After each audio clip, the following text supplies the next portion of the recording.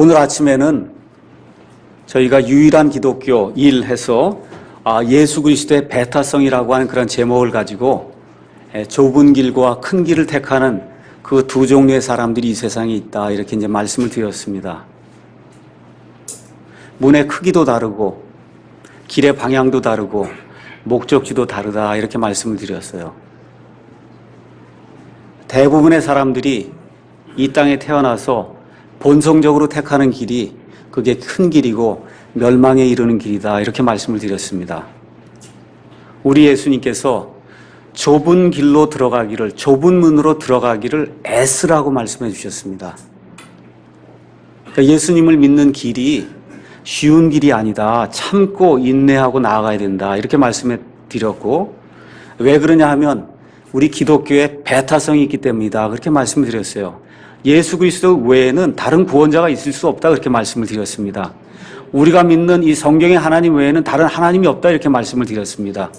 우리가 구원받는 그 방법 외에는 다른 구원의 방법이 없다고 말씀을 드렸어요. 그래서 오늘 아침에 말씀드린 마태복음 7장 13절 14절에는 두 길이 있다고 얘기를 하고 있어요. 그래서 믿음의 시작에 대해서 이제 이야기를 하고 있습니다. 그 다음에 가서 보시면은 15절부터 20절에는 두 종류의 나무가 있다고 이야기하고 있습니다. 두 종류의 나무. 이건 뭐냐 하면 두 길로 들어선 사람이 맺는 열매가 다르다는 거예요. 그러니까 큰 길로 들어선 사람이 맺는 열매가 있고 좁은 길로 들어선 사람이 맺는 그런 열매가 있는데, 이게 왜 그러냐, 나무가 다르기 때문에 여기서 나오는 열매가 다르다, 이제 그렇게 여기 성경이 이야기하고 있는 것이고, 그 다음 21절에서 28절에 이제 두 집에 대한 그런 말씀을 예수님이 해주시는데, 심판의 때가 이르면은 그러면은 어느 것이 옳고 어느 것이 그른 것이었는가가 판단이 나는 그와 같은 때가 있다는 겁니다.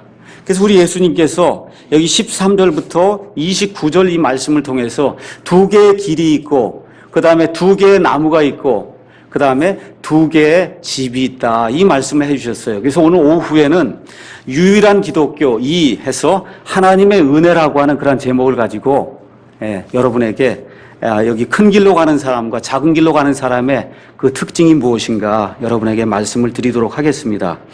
여기 먼저 15절부터 21절에 가서 보니까 큰 길로 가는 그러한 사람들의 예가 거기 나오고 있습니다. 거짓 대언자들을 조심하라.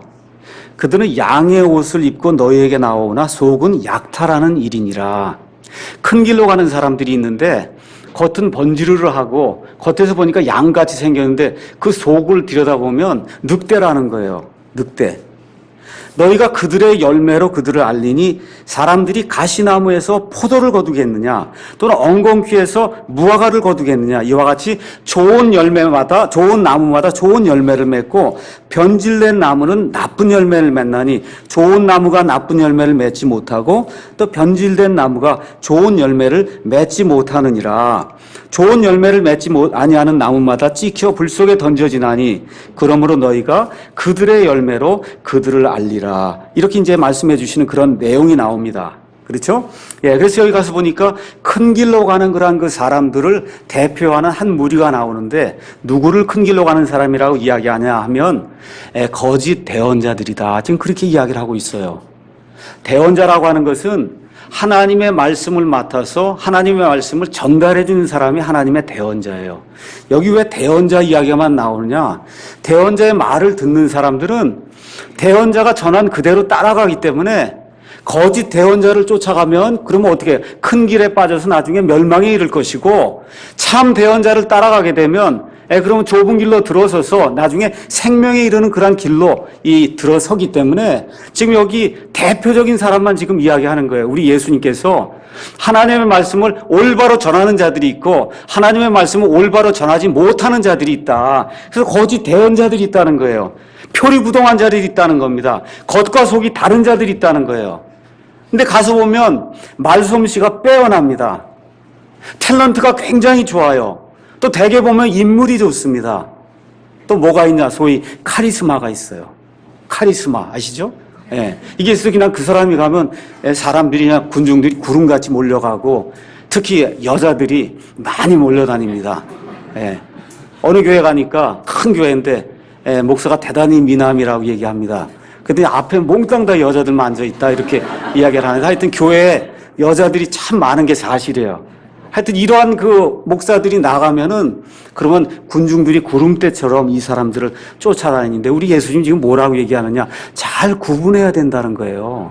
성도가 60만이다, 100만이다 이게 중요한 것이 아니라 그 사람 속이 양인가, 그 사람 속이 늑대인가. 요새 늑대인간 얘기가 자꾸 나오잖아요. 네, 늑대인가를 잘 구분을 해야 된다는 거예요. 왜 그러냐? 겉은 양인데 속은 늑대인데 늑대인 이런 사람이 어떤 사람이냐? 양떼를 잡아먹는 사람이라는 겁니다. 양떼를 잡아먹는 사람이라는 거예요. 우리 허덕준 어르신께서 지난번에 차를 타고 가다가 양의 피를 빨아먹는 자들입니다. 이렇게 얘기하더라고요. 네. 이 거짓 대언자들 얘기해서 목사들 얘기하니까 그냥 우리 85살 먹으신 우리 할아버지께서 그 양의 피를 빨아먹는 자들이죠. 이렇게 얘기하고도 이거 맞는 얘기예요. 이 거짓 대언자들이 양의 피를 빨아먹는 자들이에요. 근데 성경은 이 세상에 예수님이 떠나가신 이후에 반드시 거짓 대언자가 오리라고 이야기하고 있습니다. 다 같이 사도행전 20장에 있는 말씀을 보도록 하겠습니다. 사도행전 20장 28절에서 30절에 가서 보시면 사도 바울이 밀레도에서 에베소 교회 장로들을 초청해서 그래서 그들에게 교훈의 말씀을 주고 있는 그런 대목이 나옵니다. 28절에 30절 가서 보면 이렇게 기록이 되어 있어요. 그러므로 너희 자신과 온 양떼에게 주의를 기울이라. 장로들에게 얘기하는 거, 목사들에게 얘기하는 겁니다. 너희 자신과 온 양떼에게 너희가 주의를 기울여야 된다. 성령님께서 너희를 그들의 감독자로 삼으사 하나님의 교회 곧 그분께서 자신의 피로 사신 교회를 먹이게 하셨느니라. 근데 내가 이것을 아노니 곧 내가 떠난 뒤에 사도 바울이 떠난 뒤에 사도 바울이 죽은 뒤에 사나운 이리들이 너희 가운데로 들어와 양떼를 아끼지 아니할 것이요. 그러니까 밖에서 들어오는 자들도 있고 또 너희 중에서도 제자들을 끌어내어 자기들을 따르게 하려고 왜곡된 것들을 말하는 사람들이 일어나리라. 예언의 말씀이죠. 맞습니까? 그러니까 교회 밖에서 양인 척하고 안으로 들어와서 사람들을 잡아먹는 그러한 늑대들이 있고 교회 안에서 양인 척하고 그 안에 있는 양떼의 피를 빨아먹는 그런 자들이 반드시 오게 돼 있다고 이야기하는 겁니다. 이거 제 말이 아니고 하나님의 말씀이에요. 그럼 대언자는 하나님의 말씀을 대신 전하는 그런 사람으로 사실 어떤 사람이 대언자다, 하나님의 진짜 대언자다 그러면 이 세상에 어떤 사람보다 귀중하고 막중한 그런 책임을 진 하나님의 사자다, 하나님의 종이다 우리가 그렇게 이야기할 수가 있습니다. 구약시대에는 여러분이 잘 아는 대로 모세라든지 사무엘이라든지 엘리야라든지 엘리사라든지 이사야, 예레미야, 에스겔, 다니엘, 학개, 스가랴, 말라기 같이 하나님의 말씀을 신실하게 순전하게 전한 하나님의 훌륭한 그런 대언자들이 있습니다. 이런 사람들은 하나님의 양떼를 살리는 사람들이에요. 하나님의 사람들을 살리는 사람들이에요. 그런데 진짜에는 꼭 가짜가 끼게 마련이에요. 그래서 여러분 이런 일반 백 뭐 이런 거 그거 가짜 만드는 사람 있어요? 없죠? 다 루이부통이나 구찌나 이거 해야 가짜가 이게 돈이 되지 그냥 아무나 갖고 다니는 이런 헝겊 조각 그걸 가짜 만든 사람이 있어요? 없거든요. 하나님의 이런 진짜 대언자, 하나님의 진짜 말씀에도 꼭 가짜가 끼게 돼 있어요. 진짜에는 가짜가 꼭 끼게 돼 있는데 겉에서 보면 거의 똑같습니다. 생긴 게 똑같아요. 근데 그 안을 들여다보면 가짜란 말이에요. 그래서 진리를 전해야 될 그런 대언자들 중에도 가짜 대언자가 성경에 굉장히 많이 나옵니다. 대언자 예레미야 시대가 이것을 우리에게 반영을 해서 보여주고 있어요. 바빌론의 위협으로 말미암아 지금 남왕국 유다가 풍전등화인 그런 상태에 있을 때 이 유다를 멸망시키는 자들이 있었어요. 누구냐? 밖에 있는 사람들이 아니에요. 이스라엘 안에서 내가 하나님의 말씀을 가져왔다고 얘기하면서 하나님의 말씀을 전해준다고 하는 그런 대언자들이 있었는데 대언자 예레미야를 제외하고는 하나님의 말씀을 대언한다고 하는 모든 대언자들이 다 거짓 대언자였다. 성경이 지금 그렇게 이야기하고 있습니다. 우리 다 같이 가셔서 예레미야 5장에 있는 말씀 한번 보도록 하겠습니다. 예레미야 5장입니다. 예레미야 5장 25절에서 32절에 있는 말씀을 제가 한번 읽도록 하겠습니다. 예레미야 5장 25절에서 31절입니다. 너희 불법들이 이런 일들을 물리쳤고 너희 죄들이 좋은 것들을 막아 너희에게서 떠나게 하였느니라. 내 백성 가운데 사악한 자들이 있나니 그들은 올무를 놓는 자같이 숨어 기다리며 덫을 놓아 사람들을 잡는도다. 잘 들으세요. 사람들을 잡는 자들이 있다는 거예요. 새장에 새들이 가득한 같이 그들의 집에는 속임이 가득하도다. 그러므로 그들이 크게 되고 부유하게 되며 기름지고 빛이 나는도다. 하나님의 말씀을 가져다가 팔아서 자기 배를 채우는 그런 자들이 있다는 거예요. 그래서 부유하게 되는 자들이 있다는 겁니다. 참으로 그들의 행위는 사악한 자들의 행위를 능가하나니 그들은 사정 곧 아버지 없는 자들의 사정을 공정하게 재판하지 아니할지라도 형통하며 궁핍한 자들의 권리를 공정하게 재판하지 아니하는도다. 주가 말하노라. 내가 이런 일들로 인하여 징벌하지 아니하겠느냐. 내 혼이 이 같은 민족에게 원수를 갚지 아니하겠느냐. 그 땅에서 놀랍고도 무서운 일이 이루어졌도다. 대언자들은 거짓으로 대언하고 제사장들은 자기 방법으로 다스리며 내 백성은 그렇게 하는 것을 사랑하니 그것의 마지막에는 너희가 무엇을 하려느냐. 우리 하나님께서 이렇게 호소하시는 그런 말씀이 그 안에 기록이 되어 있어요. 여기 대언자들 지금식으로 얘기하면은 목사들 이야기하는 거예요. 여기 지금 나오는 제사장 지금식으로 얘기하면 무슨 노회 회장이고 감독 회장이고 감독한다고 하는 그런 사람들 이야기하는 겁니다. 이런 사람들이 하나님의 말씀을 거짓으로 대언한다는 거예요. 근데 백성이 무지해서 이 사람들이 얘기하는 걸 진짜로 믿고 거기로 쫓아가기 때문에 큰 길로 다 같이 나가서 결국 맨 마지막엔 멸망으로 이끌 수밖에 없다. 지금 성경이 그렇게 이야기하면서 뭐라고 얘기하냐. 그것의 마지막엔 너희가 무엇을 하려느냐 하고 하나님께서 말씀해 주시는 그와 같은 내용이 이 안에 기록이 되어 있습니다. 지금 이 시대에 이것을 적용하면 목사가 잘해야 나라가 잘 된다는 거예요. 목사가 잘해야 교회가 잘 된다는 겁니다. 목사가 잘해야 그 교회에 속한 그 성도들이 바른 꼴을 먹고 좋은 꼴을 먹고 자라날 수 있다. 그렇게 이야기하는 겁니다. 현 시대 우리나라의 모습을 한번 살펴보세요. 매일같이 사상전쟁, 진보다 보수다 해서 매일같이 물어뜯고 상대방 비방하고 대통령을 그냥 비난하고 비하시키고 판사, 검사까지 나서서 지금 대통령을 우습게 하는 이와 같은 시대가 지금 우리 앞에 열리고 있어요. 지금 이 시간에 북한이 지금 침공에 내려온다고 할 때 오히려 환영할 사람들이 이 나라에 많이 있단 말입니다. 하나님께서 어떻게 이 나라를 사랑해 주셔서 지난 몇십 년 동안 먹고 살지 못하던 그런 이 땅에 우리 하나님께서 복을 허락해 주셔서 경제적으로 부흥할 수 있도록 만들어 주셨는가를 다 이미 잊어버렸어요. 우리 아이들이 다 이미 잊어버렸습니까? 그 책임이 누구에게 있어요? 목사에게 있다 그 얘기입니다. 누구 다른 사람이 있는 게 아니에요. 목사들에게 그 책임이 있다 지금 하나님이 그렇게 묻는 겁니다. 하나님을 다 버렸어요. 그 누구에게 책임이 있어요? 목사에게 책임이 있다 그 얘기입니다. 돈이 최고라 그래요. 그래서 모든 사람들이 돈 하고 지금 살고 있거든요. 누구에게 가장 큰 책임이 있어요? 목사에게 있는 겁니다. 도덕과 윤리가 완전히 땅에 떨어져서 도덕과 윤리가 있는 사람을 찾아보기가 어려운 시대가 지금 우리가 살고 있는 이 한국의 이 상황입니다. 이것이 책임이 1차적으로 누구에게 있어요? 여기 대언자들에게 있다 그러지 않습니까?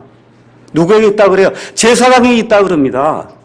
하나님의 말씀을 올바로 전해야 될 목사들과 하나님의 말씀을 올바로 전해야 될 그런 교회의 지도자들이 하나님의 말씀을 전하지 아니하고 하나님의 말씀을 가지고 속임수로 사람들을 속여서 자기 배를 채우고 자기의 건물을 세워서 자기의 왕국을 이루려고 하는 이와 같은 일들이 너무나 많이 일어나기 때문에 이 땅이 버림받고 이 땅의 사상이 올바르지 못한 것들이 득세하게 되고 올바르지 못한 사람들이 위정자가 되고 올바르지 못한 사람들이 교회의 지도자가 되는 안타까운 일이 지금 생기고 있다. 성경이 지금 그렇게 이야기하고 있는 겁니다.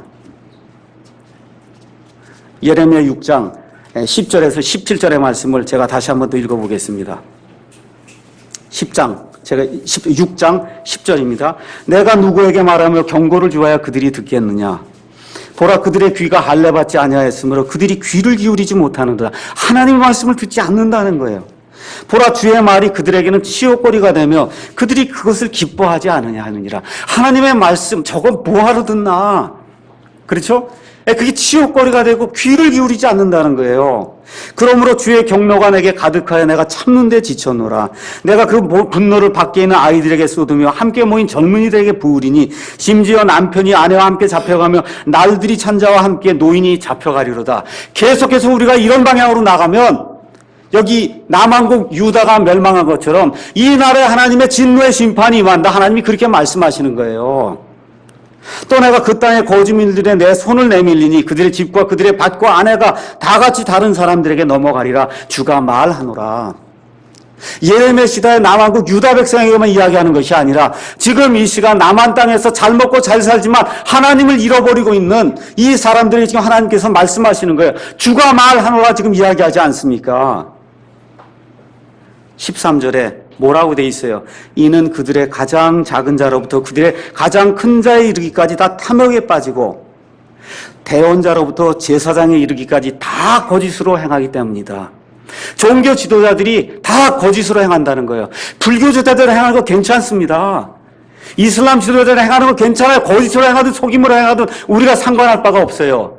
우리가 유일한 하나님을 알고 있는 그 하나님을 믿는다고 하는 기독교의 지도자들이 잘못을 행하고 거짓을 행하기 때문에 이 나라의 하나님의 진노의 심판이 임한다고 우리에게 이야기하는 거예요.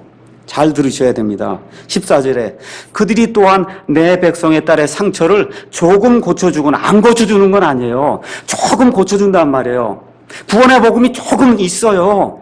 그리고 뭐라고 얘기해요? 평안이 없는데도 말하기를 평안하다 평안하다 하였노라. 하나님의 말씀을 요만큼 가르친단 말입니다. 예. 그래서 성도들을 불안하게 만들어요. 두려움 속에 빠져놓고도 그리고 뭐라 그래? 평안하다 평안하다 그렇게 이야기한다는 겁니다. 그들이 가증한 짓을 행할 때 부끄러워하였느냐? 아니라 그들이 조금도 부끄러워하지 아니하였으며 얼굴을 붉히지도 아니하였도다. 그러므로 그들이 쓰러지는 자들 가운데서 쓰러질 것이요 내가 그들을 징벌할 때에 그들이 내던져지리라. 주가 말하노라. 다 같이 16절 읽겠습니다. 주가 이같이 말하노라. 너희는 길들 가운데 서서 보며 옛 행로들 곧 선한 길이 어디 있는지 물어보고 그 길로 걸으라. 그리하면 너희가 너희 혼을 위한 안식을 얻으리라. 그러나 그들은 말하기를 우리가 그 길로 걷지 아니하리라 하였으며. 다시 한 절 읽겠어요. 또 내가 또 너희 위에 파수꾼들을 세우고 말하기를 나팔 소리에 귀를 기울이라 하였으나 그들은 말하기를 우리가 귀를 기울이지 아니하리라 하였느니라. 하나님께서 경고를 주시고 귀를 기울이라고 이야기하시는데 옛 길들, 옛 대언자들이 다니던 그 길들, 선한 길이라고 얘기해요. 그게 좁은 길이에요. 예수 그리스도의 그 배타적인 길입니다. 그 길로 걸으라고 얘기하는데 안 듣는다는 거예요. 귀를 꽉 막았다는 거면 안 듣겠다고 이야기하는 겁니다. 이들을 가려내는 방법에 대해서 우리 예수님이 마태복음에서 말씀해 주시는 거예요. 뭐라고 말씀하세요? 그들의 열매로 그들이 어떤 자들인지 알 수 있다는 겁니다. 그들의 열매로 그들이 어떤 자들인지 알 수 있다는 거예요. 하나님이 창세기에 여러 가지 과일나무와 채소와 이런 걸 만들고 뭐라고 말씀하세요? 그것의 종류대로 씨를 내는 그와 같은 열매와 이런 것들을 맺는 채소와 그 다음에 나무를 하나님이 만드셨다 그랬어요. 그래서 사과나무에 뭐가 열려요? 반드시 사과가 열리게 돼 있어요. 배나무엔 뭐가 열려요? 배가 열리게 돼 있는 거예요. 귤나무엔 귤이 열리게 돼 있습니다. 엉겅퀴에서 엉겅퀴가 열리게 돼 있지 무화과 같은 게 나오지 않는다는 겁니다. 그게 생명의 법칙이라는 거예요. 예수 그리스도의 생명의 성령의 법이 들어가서 사람이 생명이 바뀌게 되면 그 사람에게서 나오는 열매가 예수 그리스도의 열매가 나올 수밖에 없다는 겁니다. 어떻게 예수 믿는 목사가 불교에도 구원이 있다 그렇게 이야기할 수가 있어요? 어떻게 예수 믿는 빌리그레함이나 그런 목사가 믿지 않은 힌두교도들도 열심을 다해서 믿으면 결국 나중에 천국에 간다 그렇게 이야기할 수가 있습니까? 이건 목사가 아니에요. 하나님 말씀이 아닙니다. 그들의 열매로 그들을 알리라고 하나님께서 말씀해 주지 않았습니까? 이들의 열매, 우리 한국에서 특히 열리는 그러한 그 열매를 보면 목사들이 성도들에게 영혼의 자유를 주지 않아요. 내 말만 들으라는 거예요. 이런 목사 있으면 떠나야 됩니다. 내 말만 들어야지 다른 책을 읽거나 인터넷을 통해서 누구 설교를 듣거나 내가 자유롭게 신앙생활하는 것을 목사가 막으면 그 교회를 떠나야 돼요. 목사는 그걸 막을 권리가 없습니다. 심지어 가게를 살 때도 목사한테 가서 물어봐야 되고 할 때마다 목사가 전쟁입니까? 이렇게 해서 목사의 권위 아래 사람들을 두고 목사가 짓밟으려고 하고 하면 그건 있을 수 없는 일이라는 거, 안 되는 거예요. 영혼의 자유가 없는 그런 교회는 절대 가면 안 되는 겁니다. 이렇게 하다 보니까 어떻게 돼요? 거기에서 1년, 2년 하다 보니까 많은 큰 교회들 가서 보세요. 왜 가서 보면 어떻게 돼 있어요? 우리 교회만 교회라고 하는 그런 생각을 하게 되는 거예요. 여기 60만 명이 모여요. 이게 다 잘못됐을까? 하나님은 통계 수치를 중요하게 생각하지 않아요. 하나님은 통계 60만 명이 모이냐 10명이 모이냐 하나님 그거 중요하게 여기지 않습니다. 네. 하나님은 제약을 받지 않아요. 사람의 수에. 네, 기억하셔야 돼요. 우리 교회만 교회이기 때문에 여기를 벗어나면 죽는 걸로 가르치는 그런 목사가 있으면 빨리 그 교회를 나와야 돼. 그 교회 목사가 잘못된 목사입니다. 또 과도하게 헌금을 강요하는 교회 나와야 돼요. 목사들이 과도하게 헌금을 강요해요. 우리가 은혜를 받으면 자발적으로 헌금하게 돼 있어요. 맞습니까? 하나님의 생명이 들어와서 예수 그리스도의 일을 위해서 내가 가진 그 귀중한 것 중에 얼마를 바쳐야 되겠다는 그런 마음이 자발적으로 생겨야 되는데 그걸 그냥 어거지로 해갖고 가서 잡아 빼려고 해갖고 사람들의 그 영혼을 좀먹게 만드는 이런 교회, 이런 목사가 있는데 빨리 나와야 돼요. 그건 교회가 아닙니다. 과도한 율법주의로 사람을 얽어매는 교회가 있어요. 이거 하면 안 된다. 이거 하면 안 된다. 이거 해야 된다. 목사 말을 들어야 된다. 예, 해서 일주일 내내 교회에다 사람들 묶어두는 교회 빨리 나와야 돼요. 예. 교회 생활하라고 여러분 존재하는 게 아니에요. 인간으로서 그리스도인으로서의 생활을 하기 위해서 이 땅에 살고 있는 거지 교회의 종로로 타기 위해서 매일같이 교회 갈 필요 없습니다. 목사의 종로로 타기 위해서 매일 교회 갈 필요 없어요. 그래서 매일 교회 나오라고 하는 그런 교회, 그런 목사 여러분 조심해야 돼요. 또 과도한 봉사를 요구해요. 이건 안 되는 겁니다. 우리가 지금 세상에 살고 있잖아요. 여러분 세상 밖에 살고 있어요? 세상 속에 살고 있어요. 세상 속에서 의식주를 해결하면서 살아야 되는 게 사람 아닙니까? 그리스도인도 그렇게 해야죠. 맞습니까? 예. 그러니까 과도하게 교회에서 뭘 봉사해서 세상 일을 하지 못하게 만들 정도가 되면 그럼 문제가 있는 거예요. 과도한 세습을 해요. 아버지가 하던 교회를 아들이 물려받아서 한다. 아들이 잘하면 아무 문제가 없습니다. 그걸 누가 뭐라고 얘기해요? 근데 실력이 안 되는 아들을, 실력이 안 되는 손자를 가서 2대 세습하고 3대 세습하고 이렇게 만드는 것은 그건 거짓 대언자요, 거짓 목사요, 하나님의 사람이 아닙니다.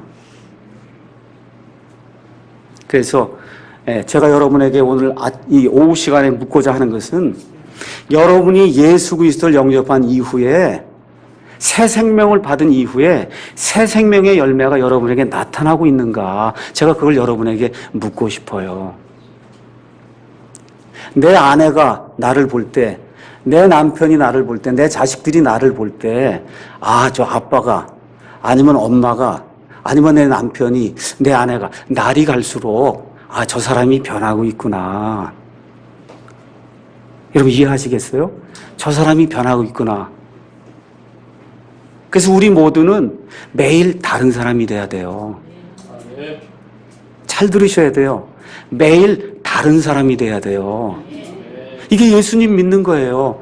매일 다른 사람을 어디에 이르기까지 그리스도의 장성한 분량에 이르기까지 하나님의 아들의 형상에 이르기까지 하나님의 본성이 우리 안에서 이루어질 때까지 매일매일 다른 사람이 돼야 돼요. 예수님 지금 그걸 묻고 계신 거예요.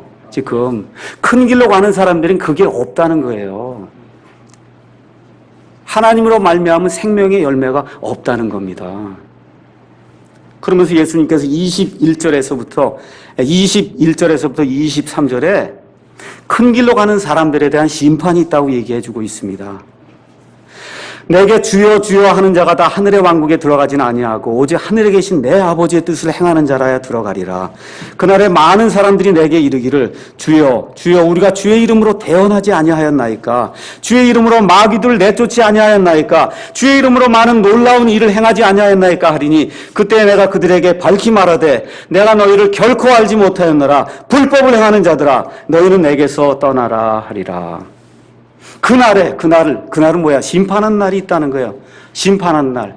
이 마태복음 7장은 심판과 판단에 대해서 이야기하는데 그날이 있다는 겁니다. 심판을 받을 때가 있다는 거예요. 근데 이 큰 길로 가는 사람들의 특징이 세 가지가 있어요. 첫째, 교리가 바르다는 거예요. 교리가 발라요. 큰일로 가니까 나쁜 사람들만 있는 게 아니에요. 교리가 발라요. 이거 어떻게 알 수 있느냐? 예수님 보고 주여 그러잖아요. 주여, 주여 그러거든요. 주여라고 하는 말은 그리스 말로 큐리오스라는 얘기예요.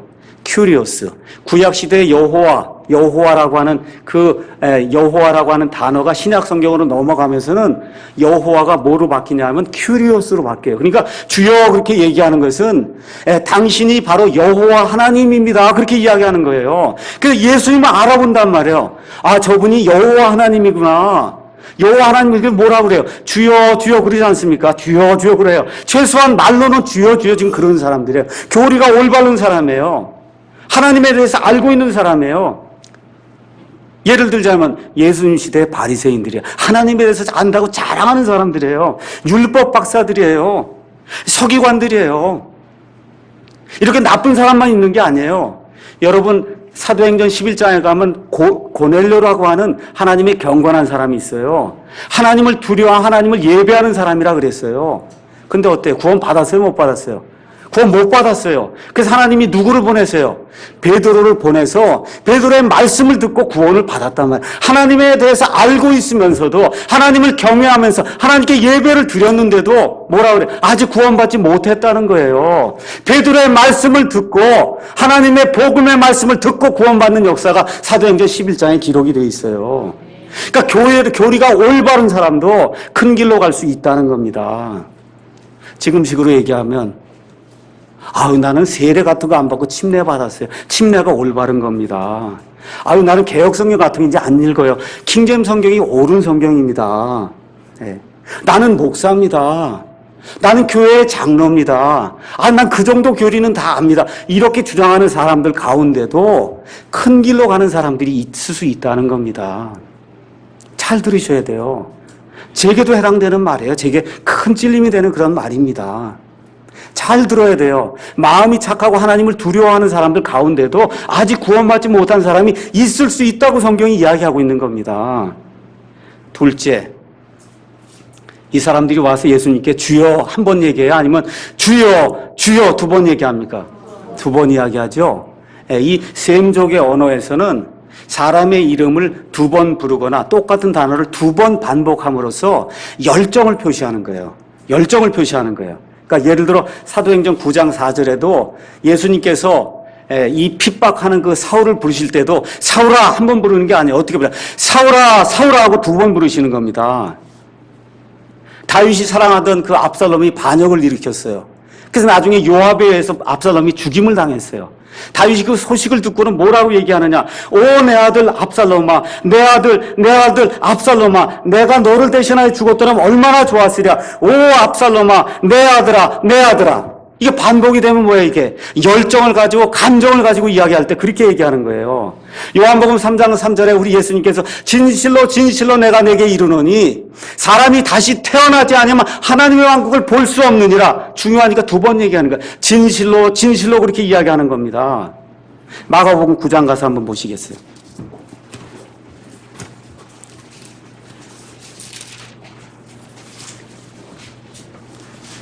마가복음 9장 44절에서 우리 예수님께서 지옥에 가지 말라고 강조하시기 위해서 44절에 거기서는 그들의 벌레도 죽지 아니하고 불도 꺼지지 아니하느니라. 지옥에 들어가면 안 된다는 거예요. 그래서 우리 예수님이 또 어떻게 해요? 46절에도 또 말씀하시는 거예요. 거기서는 그들의 벌레도 죽지 아니하고 불도 꺼지지 아니하느니라. 또 예수님께서 경고하시기에 48절에 거기서는 그들의 벌레도 죽지 아니하고 불도 꺼지지 아니하느니라. 개혁성경은 어떻게 돼 있어요? 44절만 있죠? 46절, 48절에 어떻게 돼 있어요? 없음 그렇게 기록이 돼 있잖아요. 하나님이 중요한 걸 얘기할 때는 두 번, 세 번 강조하는 거예요. 이들이 와서 주여, 주여 이렇게 이야기한단 말이에요. 그럼 무슨 얘기예요? 열심히 있다 그 얘기입니다. 열심히 있다는 거예요. 그 한국에도 기도할 때 주여, 주여, 주여 삼창 해야 된다 그러잖아요. 온 세상에서 유일한 나라에 주여 삼창하고 기도하는 나라는 한국뿐이 없어요. 하여튼 열심히 하면은 한국 사람 이길 사람이 없습니다. 집회에서 울고 통곡하고 밤새 방언하고 나중에 그 난리를 쳐요. 그 한국 사람뿐이 없어요. 그렇게 하는 사람들이 개소리 내고 사자소리 내고 늑대 소리 내고 깔깔깔 밤새 울고 기차놀이하고 성령 바텐더에서 바텐더가 이 술 따라주듯이 성령을 따라준다 그러고 이 열정을 얘기할 것 같으면 한국 사람처럼 그렇게 밤새도록 예수님 섬긴다 그러고 깔깔대고 웃고 늑대 소리 내고 이런 사람이 없어요.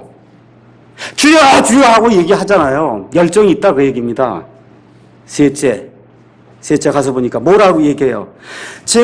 우리가 주의 이름으로 대언하지 아니했습니까? 주의 이름으로 마귀들 내쫓지 않았습니까? 주의 이름으로 놀라운 일을 우리가 하지 아니하였습니까? 그게 무슨 얘기예요? 봉사가 많다는 거예요. 그러니까 교리가 올바른 사람 가운데도 또 열심히 많은 사람들 가운데도 또 주의 일을 한다고 봉사를 많이 하는 사람 가운데도 큰 길로 들어서서 나중에 멸망에 이를 자들이 있다는 겁니다. 맞습니까? 예, 맞아요. 거기 그렇게 하는 사역이 대단히 많아요. 거기 보니까 대언한다 그래. 지금식으로 얘기하면 뭐예요? 목사가 그 얘기예요. 나는 목사입니다. 예수님 앞에 가서 그 얘기하는 거예요. 주여 주여 제가 목사로다 40년을 봉직했습니다. 지금 그 얘기하는 겁니다. 제가 마귀를 내쫓았습니다. 예, 마귀 내쫓는 데가 얼마나 많아요. 지금 죽은 자를 살린다 그러고. 그렇죠? 얼마나 많아요. 하나님 앞에 와서 그 얘기하는 거예요. 주여 주여 제가 마귀를 내쫓았습니다.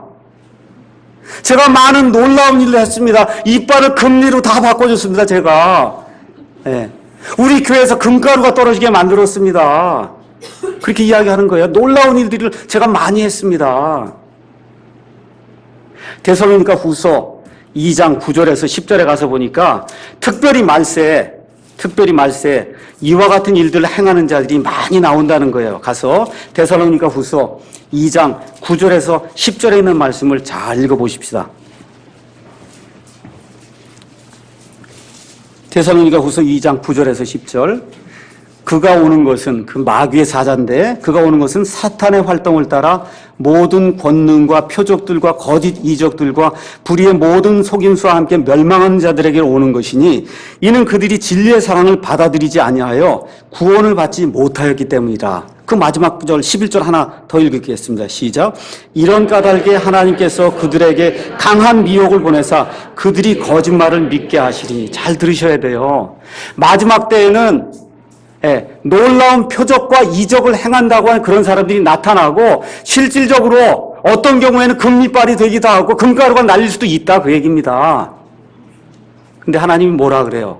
말세에는 이런 걸 좋아하고 추구하는 사람들이 있기 때문에 내가 강한 미혹을 보내면은 그럼 그걸 믿는 사람들이 많이 생겨난다는 겁니다. 왜 그래요? 12절에 이것은 진리를 믿지 아니하고 하나님의 말씀을 믿지 아니하고 불의를 기뻐한 그들이 다 정죄를 받게 하려 하십니다.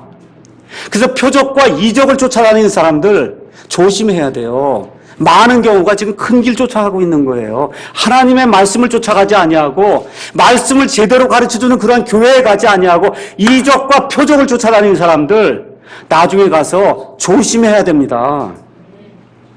일주일 내내 교회 가서 사는 거예요. 봉사가 많단 말이에요.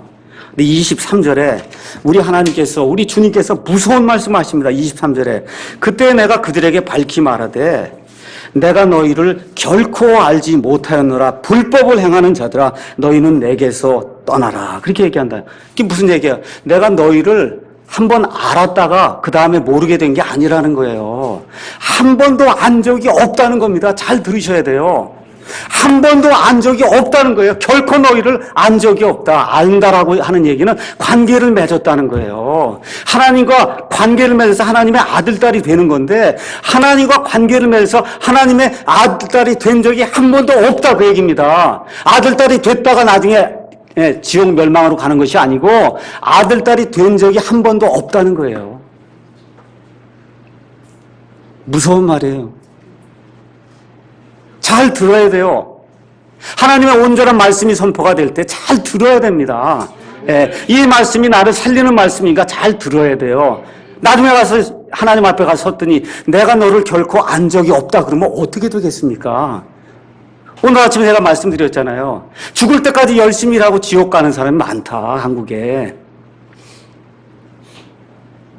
어떤 사람들이요? 하나님의 뜻을 무시하고 자기 뜻대로 하는 거예요. 그래서 21절에 우리 예수님이 뭐라 그래요? 내게 주여 주여 하는 자가 다 하늘의 왕국에 들어가지는 아니하고 오직 하늘에 계신 내 아버지의 뜻을 행하는 자라야 그래야 들어간다는 거예요. 자기 뜻대로 이적 쫓아다니고 표적 쫓아다니는 거 안 된다는 겁니다. 하나님의 뜻대로 행해야 된다. 하나님의 뜻은 어디에 있어요? 여기 성경 말씀에 들어있는 겁니다. 하나님의 뜻은 내 속 사람 안에 들어있질 않아요. 여기 명백하게 글로 기록된 하나님의 말씀이 여기 주어져 있는 거예요. 이 하나님의 말씀대로 사는 그 사람이 하나님의 뜻대로 사는 사람이에요. 로마서 10장 1절에서 4절에 가서 보면 사도 바울이 이 유대인들에 대해서 이렇게 말씀을 해주고 있습니다. 로마서 10장 1절에서 4절 제가 읽어보겠습니다. 형제들아, 이스라엘을 위한 내 마음의 소원과 하나님을 향한 기도는 곧 그들이 구원을 받는 것이니라. 내가 그들에 대하여 증언하노니 그들이 하나님께 대한 열심이 있으나 지식에 따른 게 아니니라. 그들이 하나님의 의를 알지 못하여 자기 자신의 의를 세우려고 다니면서 하나님의 의에 복종하지 아니하였느니라. 자기 뜻대로 했다는 거예요. 구약시대 이스라엘 백성들이. 지금 이 한국교회 안에도 자기 뜻대로 하는 사람들이 너무 많기 때문에 주여 주여 하고 이야기하는데 하나님이 나중에 내가 너를 결코 안 적이 없다, 이런 일이 발생한다는 겁니다. 이제 중요한 말씀을 여러분에게 드리겠습니다. 바른 교리, 그 다음에 뜨거운 열정, 그 다음에 이와 같은 그 많은 봉사, 잘 들으셔야 돼요. 이 세 개가 없으면 구원받지 못한 사람이에요. 잘 들으셔야 돼요. 그런데 이 세 개가 있어도 구원받지 못한 사람이 있을 수 있다는 거예요. 구원받은 사람 바른 교리가 반드시 있어야 됩니다. 바른 교리가 들어가면 반드시 뜨거운 그러한 이 열정이 생기게 돼 있어요. 그래서 봉사를 하게 돼 있어요. 행동으로 나타나게 돼 있어요. 그게 구원받은 사람의 특징이에요. 그런데 이 세 가지가 있어도 구원받지 못하고 큰 길로 가는 사람이 있을 수 있다는 거예요, 여기에. 여러분 이해하시겠어요? 이 말씀을 잘 이해하셔야 됩니다. 이 세 가지가 있어요. 바른 교리가 있습니다.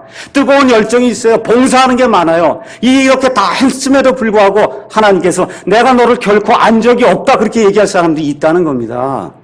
그래서 오늘 기독교의 유일성에 대해서 이야기하면서 제가 제목이 뭐라 그랬어요? 하나님의 은혜.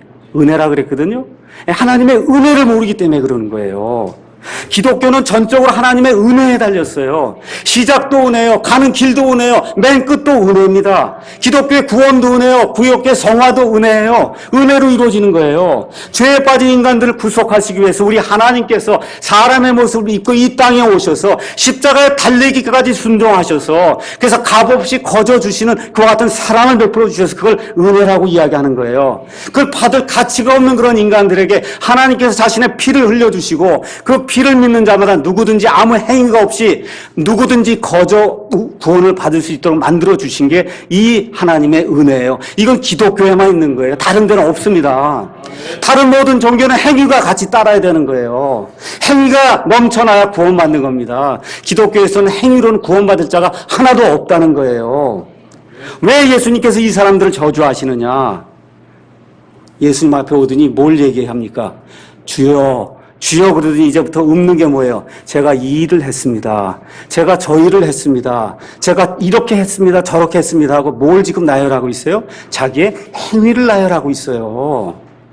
예수 믿는 사람들 가운데 이런 사람들이 많다는 거예요. 올바른 교리를 가지고 올바른 그런 열정도 있고 봉사도 많이 하는데 그 안에 들어가서 핵심을 살펴보면 하나님을 이용해서 그래서 내 것을 취하려고 하는 그런 사람들이 많다는 겁니다. 그러니까 나중에 하나님 앞에 가서 우리가 뭐라고 대답해요? 하나님의 은혜로 죄 가운데 있던 죄가 하나님의 은혜로 말미암아 하나님 앞에 이렇게 거저 값없이 쓰게 되었으니 얼마나 감사한지 모릅니다 하고 하나님께 주여 감사합니다 이 말이 나와야지. 그 앞에 가서 제가 목사를 했습니다. 제가 집사를 했습니다. 저는 킹제임 성경만 썼습니다. 저는 세례가 아니라 침례만 받은 사람입니다 하고 이렇게 나오고 주일 성수했습니다. 11조 꼭 바쳤습니다. 40년 동안 예배에 빠진 적 없이 다녔습니다. 이걸 주장하고 나오는 것은 뭘 모른다는 거예요?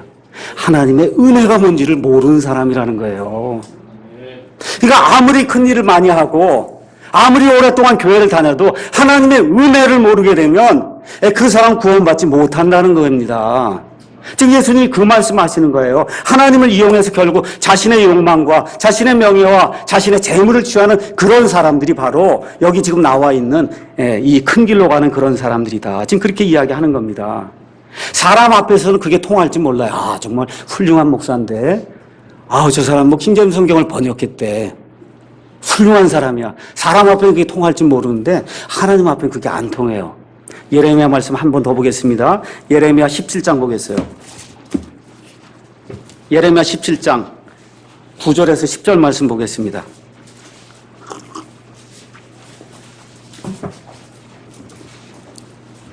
같이 읽겠습니다. 마음은 모든 것보다 거짓되고 극도로 사악하니 누가 그것을 알 수 있으리요. 나 주는 마음을 살피며 속중심을 시험하여 각 사람의 길들과 그 사람들의 생이들의 열매대로 그 사람에게 주느니라. 누구 말씀이에요? 제 말이 아니에요. 누구 말씀이에요? 하나님 말씀이에요. 사람은 겉모습을 보는데 하나님은 속중심을 보신다는 겁니다. 그래서 각 사람이 행한 그 길대로 그 행위대로 하나님이 그대로 갚아주신다는 거예요. 그러니까 하나님을 의식하고 저희가 살아야 돼요. 설교를 할 때도, 설거지를 할 때도, 걸레질 할 때도, 운전할 때도, 직장에서 모든 생활을 할 때 하나님 보실 때 내가 어떤 사람인가 늘 생각하고 사셔야 돼요. 하나님의 눈이 우리를 감찰하고 있습니다. 그래서 우리의 속사람이 바르게 서야 그래야 좁은 길로 들어가는 것이고 하나님이 기뻐하는 그러한 삶을 살 수 있는 겁니다. 그래서 우리의 고백은 여기 땅에 있을 때든지 하늘에 가서 천국 앞에 가서 하나님의 서 있을 때든지 항상 뭐예요? 나의 나 된 것은 하나님의 은혜로 된 것이다. 그 얘기 해야 되는 겁니다. 나의 나 된 것은 하나님의 은혜로 된 것이다. 제가 말씀 그냥 하나 그냥 읽어드리겠습니다. 고린도전서 15장 10절에 사도 바울이 고백하는 그런 말씀이 있어요. 거기 뭐라고 되어 있냐? 하나님의 은혜로 내가 지금의 내가 되었으니 내게 베푸신 그분의 은혜가 헛되지 아니하여 내가 그들 모두보다 더 많이 수고하였으나 내가 아니요 오직 나와 함께 하신 하나님의 은혜로다. 많은 일을 했어도 하나님 앞에 가서 고백할 건 뭐예요? 하나님의 은혜입니다 하고 고백이 돼야지. 내 일들을 자랑하는 이런 사람이 되면 그 하나님의 은혜를 모른다는 겁니다. 24절에서 27절에 하나님께서 또 말씀을 해주시는 거예요. 그 결과가 어떻게 나타나냐? 두 사람이 집을 짓는다는 겁니다. 한 사람은 단단한 바위 위에 집을 짓고 한 사람은 모래 위에 집을 짓는 거예요. 겉에서 보기엔 집이 다 번드르해요. 겉에서 보니까. 근데 어떤 일이 발생한다는 거예요? 심판할 때가 있다는 겁니다. 심판할 때 가서 보니까 어떻게 돼요? 반석 위에 지은 집은 그대로 남아있고 모래 위에 지은 집은 사상두각이라고 얘기하지 않지만 다 무너져 내리는 그와 같은 때가 있다는 겁니다.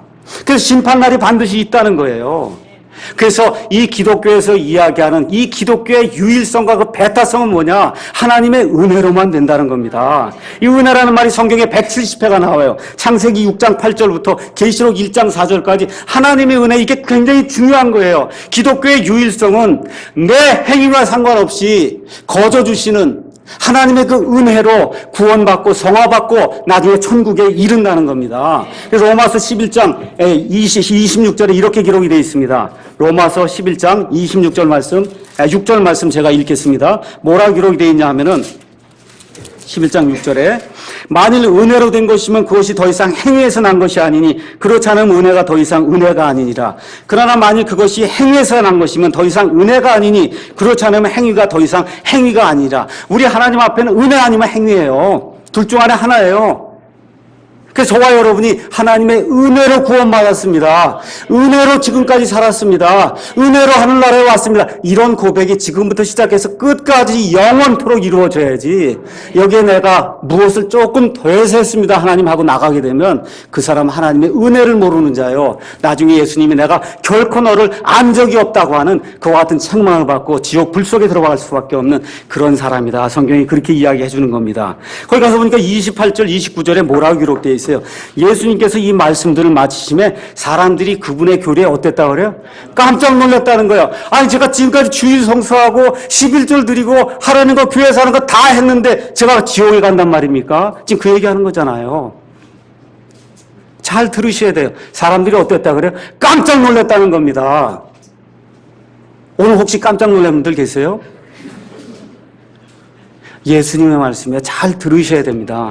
제 말이 아니라 예수님의 말씀이에요. 지금까지 내 행위를 조금이라도 뭘 해서 구원을 유지하려고 하고 했던 그런 사람이 있으면 이 시간에 회개하고 하나님의 은혜를 전폭적으로 100% 믿어야 되는 겁니다.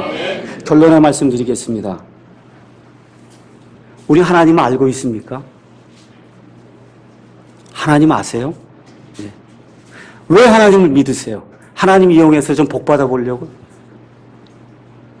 하나님 이용해서 무언가 좀 해보려고 이런 생각 가지면 오늘 버려야 돼요. 하나님의 은혜라고 하는 말 여러분 이해하세요? 하나님의 은혜, 하나님의 은혜. 하나님의 뜻을 구해요? 여러분 하나님 뜻이 무엇인가 구하세요? 그럼 성경 읽으셔야 돼요. 하나님의 뜻은 기도원에 가는 거 아니에요. 하나님의 뜻은 하나님의 말씀을 읽고 성령님의 조명을 통해서 하나님의 뜻을 찾아낼 수 있는 겁니다. 일 중심이 아니에요. 뭐가 돼야 돼요? 개인의 변화를 추구해야 돼요. 제가 아까 말씀드렸죠. 매일 다른 사람이 돼야 된다 그 얘기입니다. 개인의 변화, 개인의 성화, 그게 이루어지면 교회가 잘 되는 것이고 그게 잘 이루어지면 사회가 잘 되는 거예요. 개인의 변화가 있어야 돼요. 교회에서 변화 말고 밖에 나가서 가정생활하고 사회생활하고 밖에 나가서 변화가 있어야지 교회 안에서만 교인되면 소용없어요. 밖에서 사람이 매일같이 변화가 돼야 됩니다. 하나님의 일은 뭐예요? 하나님께서 보내신 자를 믿는 거예요. 하나님께서 보내신 자를 믿는 거예요. 그분을 아는 게 영생입니다. 성화의 길로 매진하세요, 여러분. 매일같이 내 자신을 내어놓고 채찍질하고 바르게 살아봐야 되겠다고 여러분 분투하십니까? 좁은 길로 들어가길 애쓰라 그러잖아요, 우리 예수님께서. 매일매일 다른 사람이 돼야 돼요. 그래서 매일매일 차이가 요만큼 생기면 1년, 2년, 10년, 20년 지나가게 되면 사람이 완전히 딴 사람이 돼야 된다 그 얘기예요.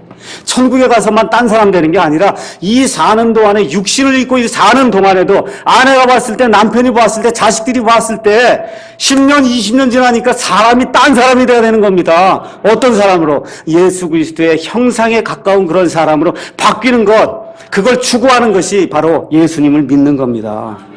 성경 말씀 한 장만 읽고 마치겠습니다. 에베소서 2장 8절에서 10절 말씀입니다.